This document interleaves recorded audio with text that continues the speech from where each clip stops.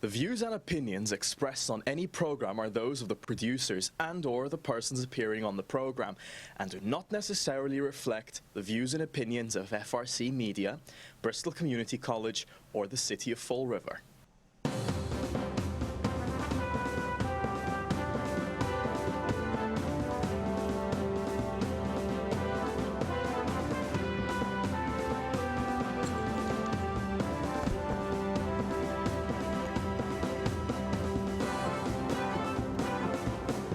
Well, hello. Welcome to Spindle City Straight Talk. I'm Chip. And I'm CJ. And we're live on YouTube stream, but not on Facebook. No, we're having a problem with Facebook. Oh, you guys are looking for us on Facebook. Sorry. Technical difficulties. And, you know, this is new for us, so we're getting there slowly. We're getting there slowly. And I noticed that our YouTube feeds have gone down since we've had our Facebook feeds. Our Facebook feeds have gone up to like 68 in a matter of a couple of days. But with the trouble with the, I don't have the time to make sure I got a feed by putting it up and then taking it down and putting it up and taking it down. It causes too much of a difficulty on Facebook, and I can't go in and delete those temporary videos. So with us, it's like we have one shot to do it. If it doesn't work, it doesn't work, and there's nothing we can do about it. So yeah, well, hey. It's not that you didn't try. You were in here trying, and I've been, when I had it we had it momentarily, and then when I came in this morning, it was already a problem with it. I wasn't getting sound through it, so I knew right off the bat it was going to be a bad day for Facebook. Bad day for Facebook. Well, hey, we got a ton of stuff here, but let's see. Well, let's do the big announcement from the city. The big announcement, yeah. Amnesty program, December 1st. Through December 31st. During the month of December, late fees on parking tickets will be dismissed. Any tickets that are flagged at the registry of motor vehicles only, the late fees can be dismissed. Okay. Please make sure you have the plate number or parking tickets. Thank you in advance. You must, if you're at the registry of motor vehicle cars, blocked from re-registering or are you getting your license renewed. I don't, this,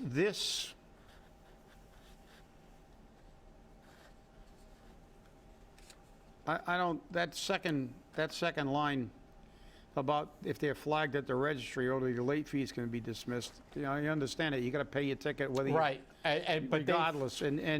But I mean, if the registry flags it, and that interferes with you re-registering your car. They should have, once you pay the ticket, they have to. Yeah, they lift it. They have to lift that anyway. Right, so. The parking clerk has to send notification over to the registry. So it may not happen the same day, but by the next day, you're usually able to clear up that flag.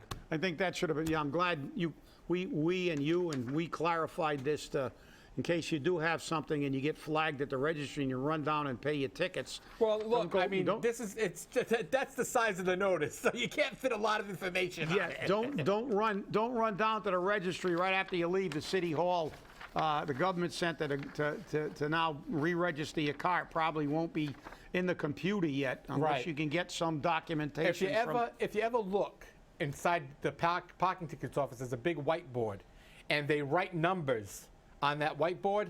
Usually it's license plate numbers or some account number or whatever. They write them up on the board. Those are all written there to go to the registry that day. So they're not going to do it for every single one, send it through to the registry every time they do one. It would take too long in a day to do that. So they send them all over in one batch and it's done. Well, I try as much as possible not to look inside the parking violation department. So do I. And because we've had a few problems with that particular area, and so I try to refrain. And I don't get very many parking tickets, but neither do I. So, we have had a little. But hey, so be aware. I know it wasn't really well publicized, and it should have been because they're looking to get revenue because a lot of these people just never pay them until they go to the registry and they get hammered. And then some of them just go to hell with it and they drive their car around unregistered.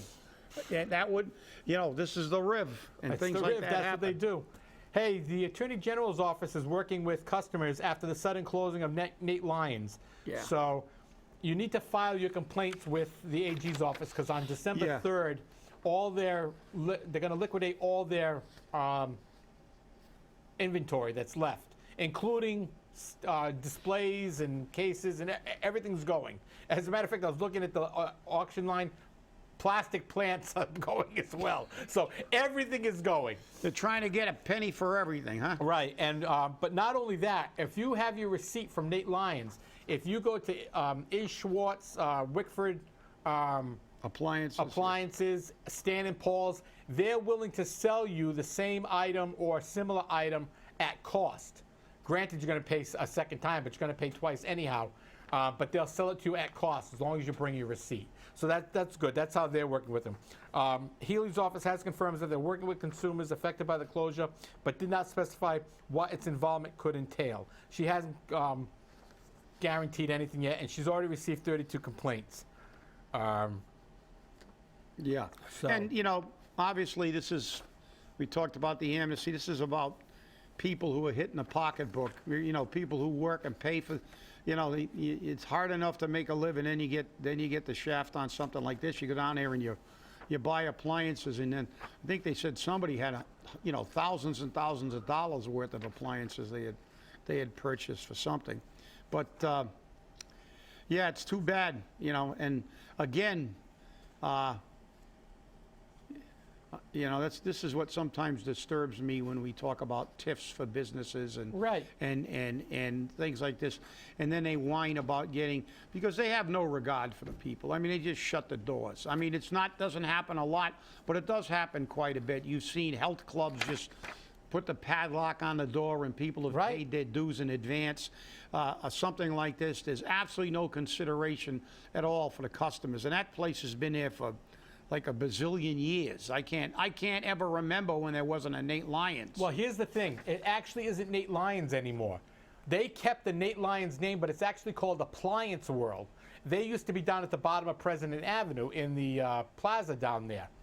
And what happened was they bought Nate Lyons when Nate Lyons was closing its doors. And instead of closing its doors, they bought Nate Lyons, moved over there, and kept the Nate Lyons name because everybody knew it for so long. But so when they you went in the store, besmirched the reputation of a business that had been an institution in Fall Right. River by switching. Maybe they did that. You call me a conspiracy theorist because I am. They may have done that because they didn't have that great a reputation as Appliance World. They knew that Nate Lyons' reputation was a little better. It might have helped their business, but I guess not enough since they, you know, and that's what happens. They expand. People expand sometime, and the expansion just doesn't work. Some businesses are pretty good at a certain level, which segues back into our economy, talking about people with money. You got to have a little bit of money to keep businesses afloat. And businesses, especially small businesses, they work on a very, very tight bubble there between failure and success. And a lot of businesses, when they expand, overexpand because they're doing well, really well, and they overestimate, they end up sinking. Actually that restaurant in New Bedford that was an institution down there, and I can never remember South End, North End in New Bedford, but it was down the Cafe Funchal. I don't know if you. yeah, I remember the place. If you knew it. Very, very, very good restaurant, actually. They had tremendous carne spit, and but they did a tremendous Landau used to have to wait for an hour to get in on a Friday or a Saturday night at that place when they were in an older building down on I forget what the hell's the name of the street. The street, you know, when you go to Antonio's and you bang a right just before you get to Antonio's. Is it Cogsall? Cogsall, I think. Yeah, but they were somewhere in that vicinity, but they were in an older building. It was kind of like if you want to make it, kind of like the St. Michael's Club. Right. You know, it was that kind of building. It had a hall upstairs, and it had a building, but it wasn't fancy, but it was good. And the food was excellent. I used to go there quite often. And they were in business for decades.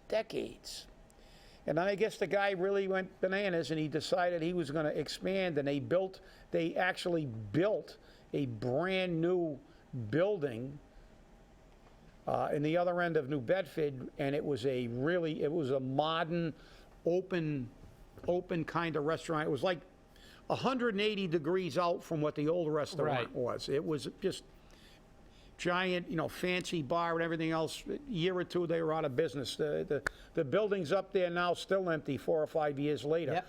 And there was a business that was an established business. So, but I mean, it disturbs me. If it's a restaurant, you feel bad for the employees, but when it's a business like this, you feel bad for all the people who went there and paid for stuff and don't get it. And I mean, the other guy, he's a businessman. He took a shot. He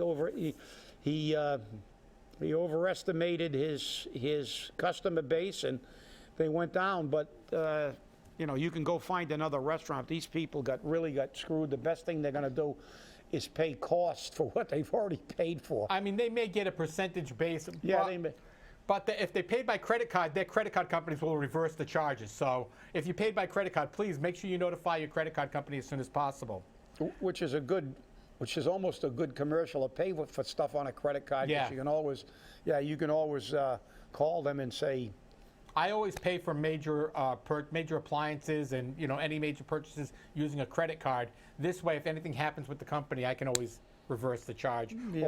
Or if I get one that's a lemon and they don't want to support it under their warranty, I can reverse the charge and I don't got to worry about it. Yeah, I normally do too. That's one of the few things I use my credit card for, because I'm not really a credit card guy, but I use it fundamentally for travel and for appliances, because every time I buy an appliance, I normally put it on the card, as you said, because then if there's a problem, you can always stop.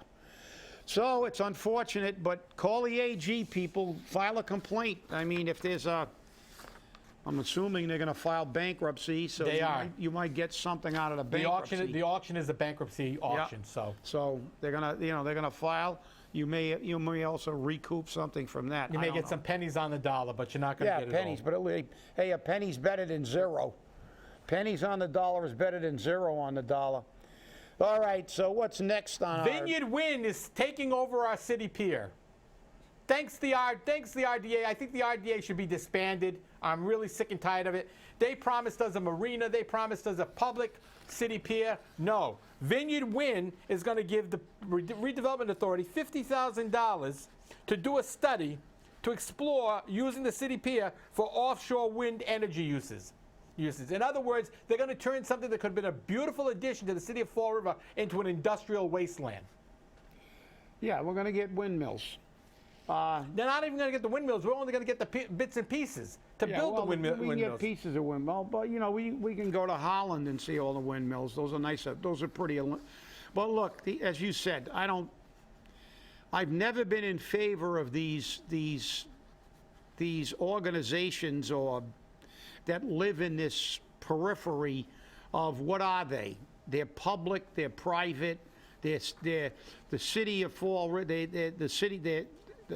Their makeup is an appointee from the governor and appointees from a mayor. You got political people making decisions, and they act like a private entity, but they're a pseudo public entity. You're right. I think based on their performance and their present and past performance, I totally agree with you, CJ. I think the RDA should be disbanded. Somebody wants wind. Somebody let them deal with the city, particularly with the city. Let them deal with the people they have to deal with. And I don't want a bunch of politically appointed political hacks making decisions that affect our waterfront and stuff like that. Let's let people make people who are answerable to the people, not some, because they use it as a catch-22. It was like, remember with Kenny Fiola's salary? Right. We couldn't get his salary, even though there was city, where is he? Is he really, they're working for the city, but they're not part of the city, but they are a private entity, but they're not a private entity. These kind of things, to me, it's like a shell corporation. It's a scam. This way they're not answerable. They get a buffer. If you when it serves you to be part of the city, well, then you know, it's the city. Well, if, you know, then when they want something, oh no, we're private. And look, to me, you should be defined. I don't believe in any. And I'll be honest, In over the any years, in any public-private partnerships, and I know people disagree with that position, but I don't agree with charter schools because of that. and I agree that we should have alternatives for people to get an education, but if you're going to run a profit-making school, which a charter school is, let's make it what it is, a business. yeah, and you know, we could always use vouchers. I Yeah. believe in vouchers. No, for- yeah, for well, that's a student choice. different story. Right, I believe now in you're that. giving an individual something to use, but let those people be either private sector or public sector. Right. Not live in that cold gray twilight between the two. Right, and when you look at what the RDA has done over the years that it's been in existence, it's done nothing. It's done nothing. Oh, well, we brought Amazon, but Amazon didn't give jobs to Fall River because you didn't put that in the TIF, you didn't put that in the contracts, you didn't do anything. Okay? Oh, well, we sold the airport to make Commerce Way.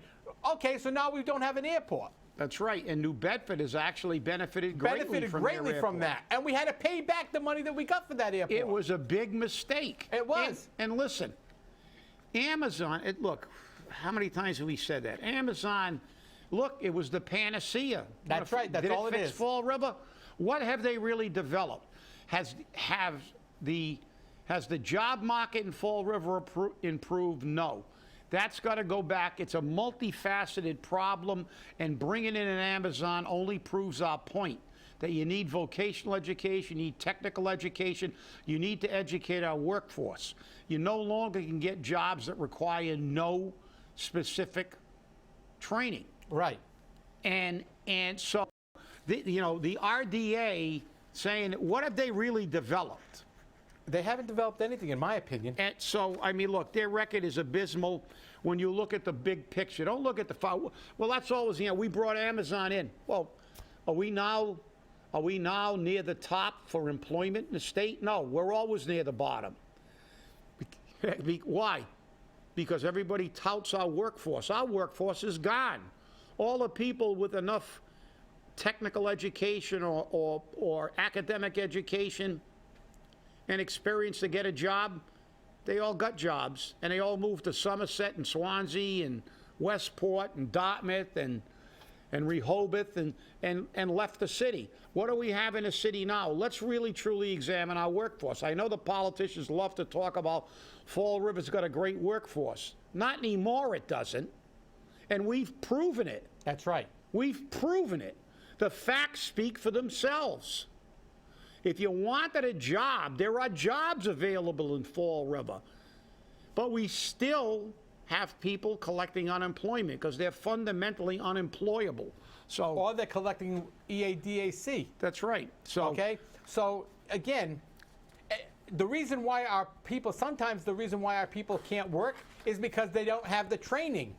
Now, when you look at Vineyard Wind, you need welding training, you know, things that we could provide, trainings we could provide to get people employed. A welder doing offshore wind energy is making $90, $100 an hour. Come on, you need to tell me you can't and make we're that type so of money? far behind the curve, CJ. Rhode Island did a welding program, Exactly. 4 or 5 years ago? Right. And they funneled them into electric boat and other industries. And those people all got a technical skill.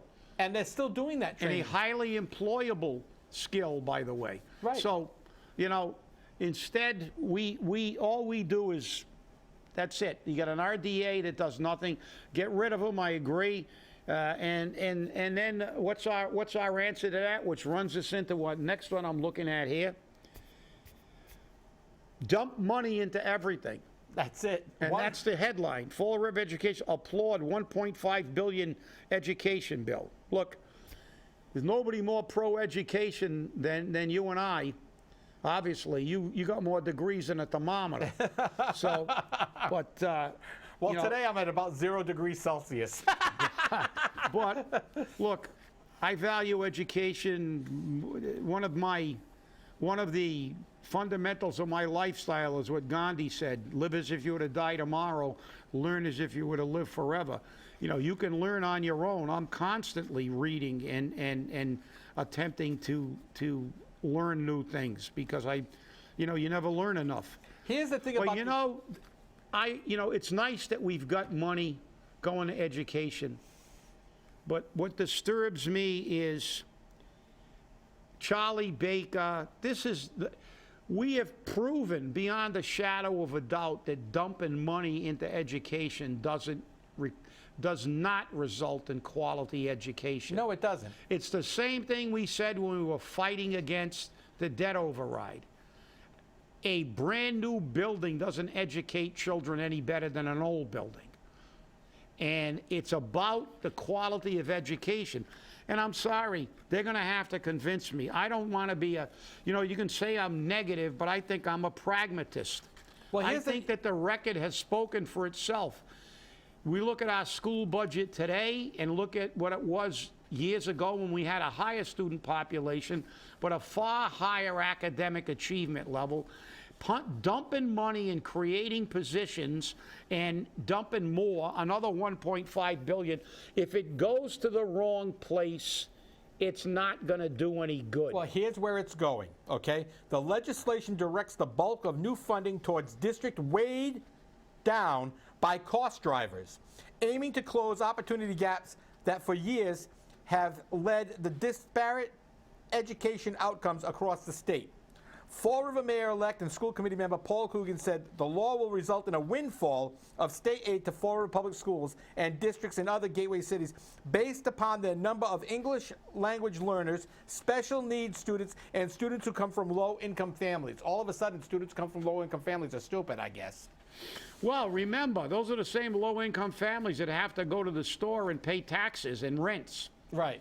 But see, this is what gets me, and I understand that Paul's got a lot of, he's happy, and it is going to be a windfall because statistically, we have a low educational attainment level, and we have a lot of low-income families and a lot of English learners. But we get back to the accountability thing that we always talk about. We've had these for a long time. Have we seen any drastic improvements in any of this? No. Even though we have, over the past few years, created deans of students and all these other jobs. So as I said, you're going to have to convince me that we're going to use this money appropriately. Let's put this article in the archives, and in about 2 or 3 years, let's see how much good it's done. Because I'll tell you, I hope it does. Believe me, I truly hope it does. But I doubt it. And the other thing is the city's share going to go up now that the state share's gone up? Are we going to have to give more money because the state's giving more money? And that's another thing nobody looked at. They're all saying, yay, we got $1.5 billion. But how much more money has to come out of the city taxpayer pocket to meet some of that? And to direct this money directly towards English-speaking, language learners, I think is unfair. I think it's totally unfair. But hey, who am I? I'm just a taxpayer. I don't count for anything. So, yeah, well, that's right. We do not. All we count up for as liabilities, we're liabilities. That's it.